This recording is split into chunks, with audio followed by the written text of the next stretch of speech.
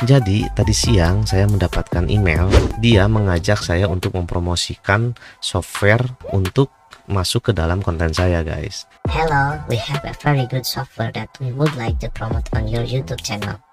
Ya makanya saya langsung membalas ya, dengan bahasa Inggris yang hasil translate dari Google, guys.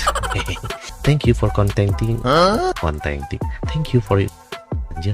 Thank you for contacting me. Aku lagi malas untuk pakai langsung tulis Inggris, guys.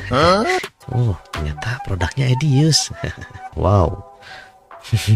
To clarify the time of address Inggrisnya sudah mendownload martinez.suux. Nah, dia pakai suuk segala begini gitu kan. Jadi ingat waktu kemarin YouTube saya dicuri gitu, dengan email-emailnya. Ini tulisannya persis banget kayak gini, guys.